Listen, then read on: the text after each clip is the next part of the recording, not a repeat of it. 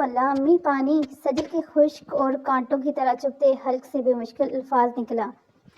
اس کا سر بری طرح سے چرخرا رہا تھا اور معدے میں جیسے آگ لگی ہوئی تھی۔ وہ باتھ روم کے ٹھنڈے فرش میں ڈال پڑی تھی۔ اتنی ہمت بھی نہیں تھی کہ اٹھ کر واپس بیڈ پر جا سکے۔ گزشتہ 3 گھنٹوں سے اس کی حالت غیر تھی۔ مسلسل الٹیاں اور چکروں نے اسے آدھا منہ کر دیا تھا۔ کوئی ہے؟ اس نے دوبارہ مدھم آواز میں پکارا، حالانکہ وہ جانتی تھی کہ اس کی آواز اس بند کمرے کے در و دیوار سے ٹکرا کر واپس آ رہی ہے۔ گھر میں ہوا کا عالم تھا۔ آج دوپہر ہی امی ابو اور بھائی قریبی شہر میں ایک شادی میں شرکت کے لیے گئے تھے۔ سجل نے ہی انہیں زبردستی بھیجا تھا کہ وہ بس آرام کرے گی۔ ہاسٹل میں میس کے کھانوں نے شاید فوڈ پوائزن کر دی ہے۔ وہ نہیں جانتی تھی کہ رات ہوتے ہوتے اس کی طبیعت اتنی بگڑ جائے گی۔ وہ گھٹنوں کے بل رینگتی ہوئی بے مشکل بیڈ کے پاس پائی تک پہنچی اور قالین پر ہی سر ٹکا دیا۔ آنکھوں کے سامنے اندھیرا چھا رہا تھا۔ پسینے سے اس کے کپڑے بھیگ چکے تھے۔ 19 سالہ سجل جو ابھی کل ہی ہاسٹل سے آئی تھی، اس وقت موت اور زندگی کی کشمکش میں لگ رہی تھی۔ اچانک باہر کے دروازے پر آہٹ ہوئی، پھر کسی نے بھاری قدموں کی آواز لاؤنج میں گونجی۔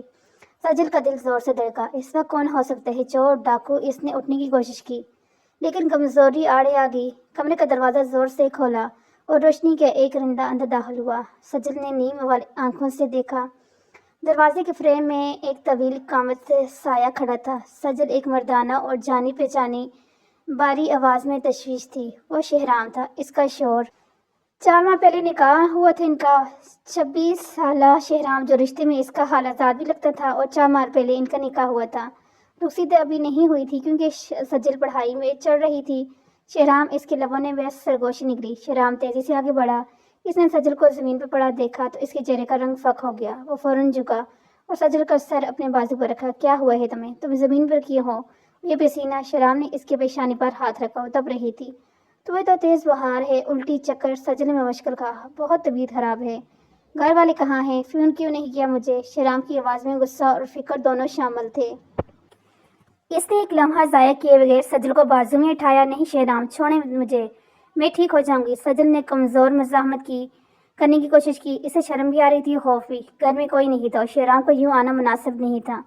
چپ کرو بالکل، حالت دیکھیے اپنی، لاش بنی پڑی ہو اور کہہ رہی ہو ٹھیک ہو جاؤں گی۔ شہرام نے ڈانٹتے ہوئے اسے بیڈ پر لٹایا نہیں بلکہ سیدھا باہر کی طرف چلا گیا۔ میں تمہیں ہاسپٹل لے کے جا رہا ہوں۔ لیکن میں نے کہا خاموش، اس نے سختی سے کہا اور اسے لے کر باہر کھڑی اپنی گاڑی کی طرف بڑھا۔ گاڑی سٹارٹ کرتے ہی اس نے سپیڈ بڑھا دی۔ رات کے 2 بج رہے تھے، سڑکیں سنسان تھی۔ شہرام بار بار مڑ کر سائیڈ سیٹ پر نیم بے ہوش پڑی سجل کو دیکھ رہا تھا۔ اس کے دل میں عجیب سی گھبراہٹ ہو رہی تھی۔ وہ تو بس اتفاق سے ادھر سے گزر رہا تھا، لائٹ جلتی دیکھ رک گیا تھا کہ شاید کوئی مسئلہ نہ ہو، اور اچھا ہوا کہ وہ رک گیا۔ ہسپتال کی ایمرجنسی میں پہنچتے ہی شہرام نے ڈاکٹرز کو پکارا۔ لیڈی ڈاکٹر فوراً اسٹریچر لے آئی تھی۔ ڈاکٹر پلیز دیکھیں، اسے کچھ کھا پی نہیں رہی، مسلسل الٹیاں کر رہی ہے، شاید فوڈ پوائزن ہے۔ شہرام نے سانس پھولی حالت میں واضح کی۔ آپ باہر تشریف رکھیں، ہم چیک کرتے ہیں۔ نرس نے اسے باہر روک دیا اور سجل کو ایمرجنسی وارڈ کے اندر لے گئی۔ شہرام بے چینی سے راہداری میں ٹہلنے لگا۔ اس کے ماتھے پہ پسینے آ گیا تھا۔ وہ سجل سے محبت کرتا تھا، بہت شدت سے۔ 4 ماہ پہلے ہی نکاح ہوا تھا لیکن اس نے کبھی حد کو پار کرنے کی کوشش نہیں کی تھی اور وہ رخصتی کا انتظار کر رہا تھا۔ آج سجل کی حالت دیکھ کر اس کا دل مٹھی میں آ گیا تھا۔ تقریباً آدھے گھنٹے بعد لیڈی ڈاکٹر باہر نکلی۔ اس کے چہرے پر سنجیدگی تھی۔ ویسے شہرام کی شوہر کون ہے؟ جی میں ہوں۔ شہرام تیزی سے آگے بڑھا۔ کیسے ہو؟ اب کیا ہوا ہے اسے؟ کوئی سیریس فوڈ پوائزنگ تو نہیں؟ ڈاکٹر کے ہاتھ میں پکڑی فائل پر ایک نظر اور پھر عجیب نظر سے شہرام کو دیکھا۔ اس کی نظروں میں ایک سوال تھا، ایک الجھن تھی۔ مسٹر شہرام، آپ کی وائف کو فوڈ پوائزنگ نہیں، ان کے وائٹ سیلز سٹیبل کر دیے گئے ہیں، ڈراپ لگا دی ہے، الٹی رک جائے گی۔ تو پھر کیا ہوا؟ اتنی حالت کیوں خراب ہے؟ شہرام نے بے صبری سے پوچھا۔ ڈاکٹر نے ایک گہرا سانس لی۔ مبارک ہو، آپ باپ بننے والے ہیں۔ وہ پریگننٹ ہیں۔ لمحے بھر کے لیے راہداری میں موت کا سرسٹان چھا گیا۔ ہسپتال کی گھڑی کی ٹک ٹک جیسے ہتھوڑوں کی طرح شہرام کے دماغ پر برسنے لگی۔ اس کے پیروں تلے سے زمین نکل گئی۔ اس نے ڈاکٹر کو ایسے دیکھا جیسے اسے کوئی اجنبی زبان سنائی دی ہو۔ کیا کہا آپ نے؟ اس کی آواز برف کی طرح ٹھنڈی اور سپاٹ تھی۔ جی وہ امید سے ہیں، تقریباً 4 ہفتے، یعنی 1 ماہ کی پریگنینسی ہے۔ ڈاکٹر نے وضاحت کی۔ شاید وہ سمجھی کہ شہرام خوشی سے شوق میں ہے۔ شروع کے دن میں ایسی طبیعت خراب ہونا نارمل ہے، کمزوری زیادہ ہو گئی تھی اس لیے بے ہوش ہوگی۔ آپ دوا لے لیں اور انہیں گھر لے کر جا سکتے ہیں۔ डॉक्टर फाइल से थमा कर वापस मुड़ गई, लेकिन शहराम वहीं बुत बना खड़ा रहा। एक माह, इसके दिमाग में ये अल्फाज गूंजे। 4 माह पहले निकाह हुआ था, लेकिन वो तो हॉस्टल में थी। शहराम ने तो आज तक इसका हाथ भी नहीं ठीक से नहीं थामा था, सवाए आज के। तो रुखसती के इंतजार में था तो वो इससे पाकीज़ा समझता था। एक शदीद करवाहट इसके हल्क में उतरी। इसकी आंखों में जो फिक्र थी वो लम्हों में राख हो गई, और इसकी जगह एक वहशियत, गुस्से और नफरत ने ली। इसकी रगे तन की, हाथों की मुट्ठियाँ इतनी जोर से भींची कि नाहन हथेली में बोस्त हो गई। सजल, इसने दांत पीस कर इसका नाम लिया। वह आंधी और तूफान की तरह वार्ड में दाखिल हुआ। सजल अभी होश में आ चुकी थी, ड्रिप लगी हुई थी और रंगत कदरे बेहतर थी। इसने शराम को अंदर आते देखा, मध्यम से मुस्कुराई। शराम, डॉक्टर ने क्या कहा? मैं कब घर जाऊंगी? इसने मासूमियत से पूछा। शराम ने कोई जवाब नहीं दिया, खामोशी से आगे बढ़ा और इसकी आंखें खून बरसा रही थी। इसने नर्स को इशारा किया कि ड्रिप हटा दे। लेकिन सर, अभी ड्रिप पूरी नहीं हुई, नर्स ने कहना चाहा। मैंने कहा हटाओ इसे अभी। शराम की आवाज़ में ऐसी दाढ़ थी कि नर्स सहम गई। इसने जल्दी से गनवाला निकाला। शराम ने सजल का बाजू सख्ती से पकड़ा और इसे बेड से नीचे उतारा। शराम, क्या कर रहे हैं? मुझे दर्द हो रहा है। सजल कराह उठी थी। इसकी गिरफ्त लोहे की शिकंजी जैसी थी। दर्द तो अब शुरू होगा सजल बीवी, चलो मेरे साथ। उसे घसीटता हुआ हिलाया। सजल हैरान परेशान कि अचानक हो क्या गया? अभी तो ये शख्स इतना फिक्रमंद था, अब अचानक ये जानवर क्यों बन गया? रास्ते पर गाड़ी में मोटकी सी खामोशी रही। शराम गाड़ी ऐसे चला रहा था जैसे खुदकशी करना चाहता हो। शराम, प्लीज गाड़ी आस्ते चलाए, मुझे डर लग रहा है। सजल रो पड़ी। डरना चाहिए तुम्हें, बहुत डरना चाहिए। इसने स्टीयरिंग व्हील पर हाथ मारा। घर पहुंचकर इसने गाड़ी को जोरदार ब्रेक लगाई। वो बाहर निकला और घूम कर सजल की तरफ आया, दरवाजा खोला और इसे बाजू से पकड़ बाहर खींचा। शराम, मेरी बात तो सुने, क्या हुआ है? डॉक्टर ने क्या कहा है? वो रोते हुए इसके साथ साथ खींचती चली जा रही थी। वो इसे लेकर सीधा इसके बेडरूम में आया और इसे अंदर धक्का दे दिया। सजल लड़खड़ाकर बेड पर जा गिरी। शराम अंदर आकर दरवाजे को जोर से लॉक किया और चाबी अपनी जेब में डाल ली। कमरे में इसके भारी सांसों की आवाज़ गूंज रही थी। सजल सहमी हुई नजर से इसे देख रही थी, जो अब शोर नहीं बल्कि कोई जलाद लग रहा था। शराम आहिस्ता आहिस्ता इसकी तरफ बढ़ा। इसकी आंखों में नफरत का ऐसा समंदर था जिसमें सजल डूबती जा रही थी। क्यों किया तुमने इसे? वो उड़ाया। क्या किया मैंने? सजल की आवाज़ कांप रही थी। शराम झुका और इसके कंधों को जकड़ लिया।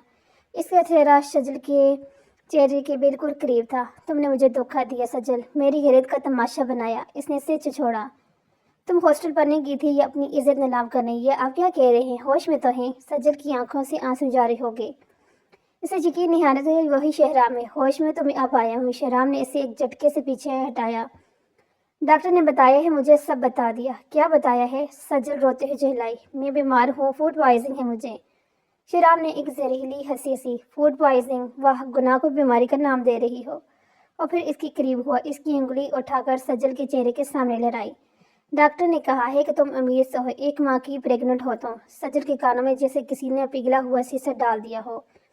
इसकी आंखें भटकी। दुनिया घूमती हुई महसूस हुई नहीं। इसने नफी में सलाया। ये झूठ है, ये नहीं हो सकता। मैंने तो कभी बकवास बंद करो। शहराम दाड़ा। मेडिकल साइंस झूठ नहीं बोलती। तुम हामला हो सजल, मैं जानता हूँ कि मैंने तुम्हें छुआ तक नहीं। हमने रुखसत का इंतजार किया, लेकिन तुमने हॉस्टल की आज़ादी का ये फ़ायदा उठाया। सजल का दिमाग माऊफ हो चुका था। ये कैसे मुमकिन थे? वो तो पाक थी। इसने तो कभी किसी गैर मर्द की तरफ आंख उठाकर नहीं देखा। ये किस्सा बेहाने का मजाक था। इसके साथ शराम खुदा करिए मैं यकीन करेंगे रिपोर्ट गलत होगी। मैं पाक हूँ। इसकी चेहरों में गिरने लगी, लेकिन शराम ने हकारा से पीछे हट गया। मेरे करीब मत आना। इसने नफरत से कहा। मुझे घिन आ रही है तुम्हारे वजूद से। तुमने मेरे नाम को, मेरे निकाह को गंदा कर दिया। शराम को गुस्सा अब जुनून की हदों को छू रहा था। इसने कमरे में इधर उधर देखा जैसे कुछ ढूंढ रहा हो। इसकी आंखों में कत्ल का इरादा साफ दिखाई दे रहा था। शराम प्लीज, सजल से सिक रही थी। मैं सच कह रही हूँ। शराम ने इसके जबड़े को सख्ती से दबोच कर इससे चेहरा ऊपर उठाया। इसकी आंखों में सफाकी उतर आई थी। अब सफाइयों का कोई फायदा नहीं। वो चिपा चिपा कर बोला, मैं इस दाग को जिंदा नहीं छोड़ूंगा जो तुम मेरे माथे पर लगा के आई हो। इसने सजल को बेड पर पीछे धकेला। इस कमरे से अब तुम्हारी लाश ही निकलेगी। वो से बोला। इसके लिए हतमी और फैसले दिन था। ना तुम बचोगी और ना ही ये नाजायज बच्चा। सजल ने खौफ से आंखें बंद कर ली। शराम को यह रूप इसकी मौत का परवाना लग रहा था। बाहर रात का अंधेरा मजीद गहरा हो गया था और बंद कमरे में बदगुमानी का जहर रगों में उतर चुका था। दरवाजा बंद होने की आवाज़ इतनी जोरदार थी कि सजल का पूरा वजूद लर्ज गया। वो वहीं कालीन पर जहां शराब ने से फेंक गया था बेजान गोश्त के लोथड़े की तरह पड़ी रही। اس کے کان میں ابھی تک شہرام کے الفاظ سیسی کے پگھلا رہے تھے، نہ تم بچوں گی، نہ یہ ناجائز بچہ۔ آنسو اب اس کی آنکھوں سے خشک ہو چکے تھے، اس کی جگہ ایک ویران سناٹے نے لے لی تھی۔ کمرے کی در و دیوار اسے کاٹنے کو دو رہی تھی۔ اس نے کانپتے ہوئے ہاتھوں سے اپنا پیٹ چھوا، وہاں ایک زندگی بڑھ رہی تھی، ایک ایسی زندگی جس کی خبر اسے خود آج ملی تھی اور جس نے اس کی ہستی کھیلتی زندگی کو جہنم بنا دیا تھا۔ یہ اللہ، یا اللہ، یہ کیا ہو گیا میرے ساتھ؟ وہ ہچکیوں کے درمیان بڑبڑائی۔ میں تو اپنی چار دیواری میں تھی، میں تو ہاسٹل میں تھی، پھر یہ داغ میرے دامن پہ کیسے لگا؟ اس کا دماغ تیزی سے ماضی کے درچے کھونے لگا۔ وہ حساب لگانے لگی۔ ڈاکٹر نے کہا 1 مہینہ، لیکن کبھی کبھی ڈاکٹر کی تعریف میں فرق ہوتے ہیں۔ اس نے اپنی یادداشت پر زور دیا۔ پچھلے کچھ مہینوں میں کوئی ایسا لمحہ، کوئی ایسا واقعہ، اور پھر اچانک ایک بھولی بسری یاد کسی خوفناک خواب کی طرح اس کے ذہن کے پردے پر لہرائی۔ 2 ماہ پہلے کی بات ہے۔ ہاسٹل کی راہداری ویران پڑی تھی، ویکینڈ تھا اور زیادہ تر لڑکیاں اپنے گھروں کو جا چکی تھی۔ سجل کا گھر دوسرے شہر میں تھا اور اگلے ہفتے مڈ ٹرم کے امتحانات تھے، اس لیے اس نے ہاسٹل میں ہی رہنے کا فیصلہ کیا تھا۔ لیکن شاید یہ فیصلہ غلط ثابت ہو رہا تھا۔ کمرہ نمبر 14 میں وہ اکیلی اپنے بیڈ پر پڑی کڑا رہی تھی۔ اس کا جسم بخار سے تپ رہا تھا اور گلے میں کانٹے چبھ رہے تھے۔ روم میٹ بھی چھٹی پہ تھی۔ شام کے سائے گہرے ہو رہے تھے اور بھوک اور بیماری نے اسے نڈال کر دیا تھا۔ اس کے موبائل کی اسکرین روشن ہوئی۔ شہرام کا نام جگمگایا۔ سجل کے سوکھے ہونٹوں پر ایک مدھم مسکراہٹ آ گئی۔ ہیلو، اس نے کمزور آواز میں فون اٹھایا۔ ہیلو میری جان، کیسی ہو؟ آواز کیوں بیٹھی ہوئی ہے؟ دوسری طرف شہرام کی محبت بڑی فکر مند آواز، بس تھوڑی طبیعت خراب ہے شہرام، بخار ہے شاید۔ سجل نے سچ بتا دیا۔ کیا ہوا؟ اور تم مجھے اب بتا رہی ہو؟ تم انتظار کرو، میں بھی آ رہا ہوں، شہرام نے فوراً کہا۔ نہیں شہرام، رات ہو رہی ہے، ہاسٹل والے اجازت نہیں دیں گے۔ سجل نے منع کرنا چاہا۔ میں وارڈن سے بات کر لوں گا، تم گیٹ پر آؤ، تمہیں ڈاکٹر کے پاس لے کر جانا ہے۔ شہرام نے اس کی بات کاٹ دی اور فون بند کر دیا۔ سجل نے بے مشکل شال اوڑھی اور لڑکھڑاتے قدموں کے ساتھ گیٹ کی طرف بڑھی۔ 10 منٹ بعد ہی شہرام گاڑی وہاں موجود تھی۔ وارڈن کو شہرام نے کچھ کہا اور اپنا نکاح نامہ دکھایا، جس پر وارڈن نے اسے کچھ دیر کے لیے لے جانے کی اجازت دے دی۔ گاڑی میں بیٹھتے ہی شہرام نے اس کے ماتھے پر ہاتھ رکھا۔ خدایا سجل، تم تو آگ کی طرح تپ رہی ہو، تم اپنا خیال کیوں نہیں رکھتی؟ شہرام کی آواز میں ناراضگی کم اور محبت زیادہ تھی۔ مجھے لگا ٹھیک ہو جاؤں گی، سجل نے سیٹ سے ٹیک لگائی۔ اسے شہرام کی قربت میں ایک سکون محسوس ہو رہا تھا۔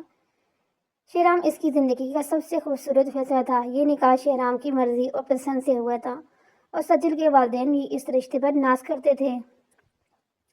شہرام اسے کلینک لینے لے گیا تھا، ڈاکٹر سے چیک اپ کروایا اور ڈھیر ساری دوائیاں خریدی۔ واپسی پر اس نے ایک اچھے ریسٹورینٹ سے گرما گرم سوپ، کچھ ہلکا پھلکا کھانا بھی پیک کروا دیا۔ واپس ہاسٹل کے گیٹ پر شہرام نے گاڑی روکی۔ رات کافی گہری ہو چکی تھی۔ یہ لو دوائیں۔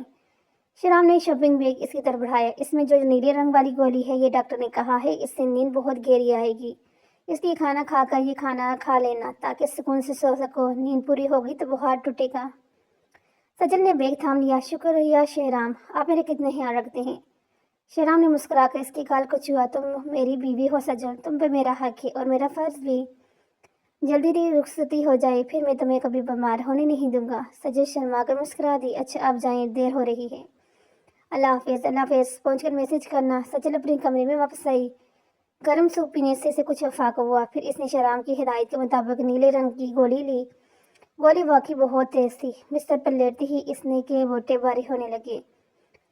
کمرے میں گھوپ اندھیرا تھا، بس کھڑکی سے باہر اسٹریٹ لائٹ کی ہلکی سی روشنی چھن کر آ رہی تھی۔ ہاسٹل بالکل خاموش تھا کیونکہ پورا ویگ خالی پڑا تھا۔ نیند کی دیوی نے اسے اپنی ہوش میں لیا۔ وہ ایک گہری بے ہوشی کے نیند میں ڈوبتی چلے گی۔ رات کے کسی بیر شاید 2 یا 3 بجے ہوں گے۔ سجل کے شعور کی سطح پر ہلکی سی لرزش ہوئی۔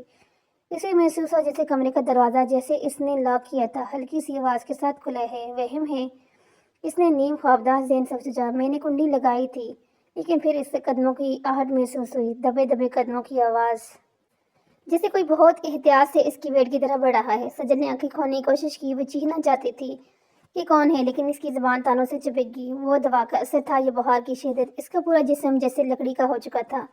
اسے عجیب سی کیفیت محسوس ہو رہی تھی۔ وہ جاگنا چاہتی تھی مگر جسم ساتھ نہیں دے رہا تھا۔ اسے محسوس ہوا کوئی اس کے سرہانے کو روک گیا ہے۔ ایک سایہ، ایک انجانا خوف سایہ اس کے اوپر جھکا۔ ایک مردانہ سانسوں کی گرمی اپنے چہرے پہ محسوس ہوئی، ایک عجیب سی خوشبو جو تیز اور چبھن والے عطر کی تھی۔ یہ کون ہے؟ سجل کا دل زور سے دھڑکنا چاہا، لیکن یہ بھی جیسے سست ہو گئی تھی۔